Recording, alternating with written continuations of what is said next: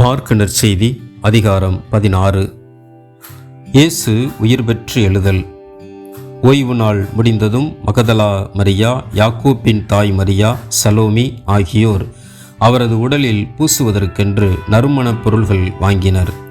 வாரத்தின் முதல் நாள் காலையிலேயே கதிரவன் எழும் வேளையில் அவர்கள் கல்லறைக்குச் சென்றார்கள். கல்லறை வாயிலிலிருந்து கல்லை நமக்கு யார் புரட்டுவார் என்று அவர்கள் ஒருவரோடு ஒருவர் கேட்டுக்கொண்டார்கள். ஆனால் அவர்கள் நிமிர்ந்து உற்று நோக்கிய பொழுது கல் புரட்டப்பட்டிருப்பதை கண்டார்கள். அது பெரியதொரு கல். பிறகு அவர்கள் கல்லறைக்குள் சென்றபோது தொங்கல் ஆடை அணிந்த இளைஞர் ஒருவர் வலப்புறம் அமர்ந்திருக்க கண்டு திகிலுற்றார்கள். அவர் அவர்களிடம், திகிலுற வேண்டாம், சிலுவையில் அறையப்பட்ட நாசரேத்து இயேசுவை தேடுகிறீர்கள். அவர் உயிருடன் எழுப்பப்பட்டார். அவர் இங்கே இல்லை. இதோ அவரை வைத்த இடம்.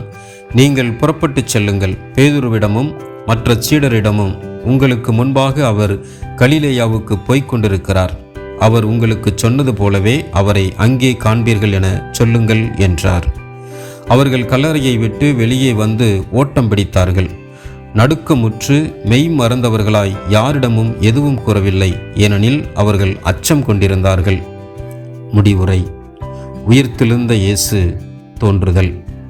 வாரத்தின் முதல் நாள் காலையில் இயேசு உயிர்த்தெழுந்த பின்பு அவர் முதலில் மகதலா மரியாவுக்கு தோன்றினார். அவரிடம் இருந்துதான் அவர் 7 பேய்களை ஓட்டியிருந்தார்.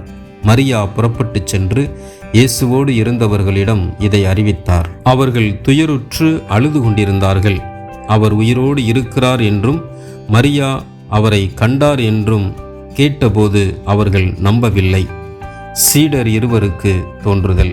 அதன் பிறகு அவர்களுள் இருவர் வயல்வெளிக்கு நடந்து சென்றபோது இயேசு அவர்களுக்கு வேற்று உருவில் தோன்றினார்.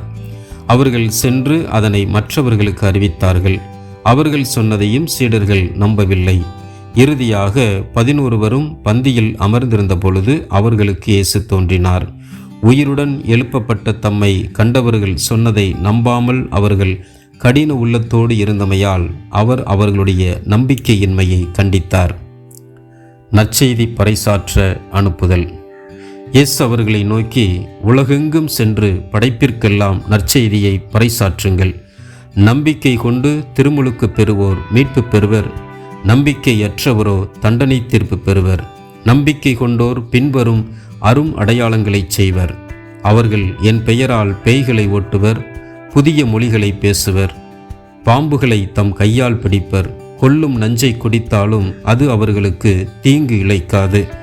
அவர்கள் உடல் நலமற்றோர் மீது கைகளை வைக்க அவர்கள் குணமடைவர் என்று கூறினார்.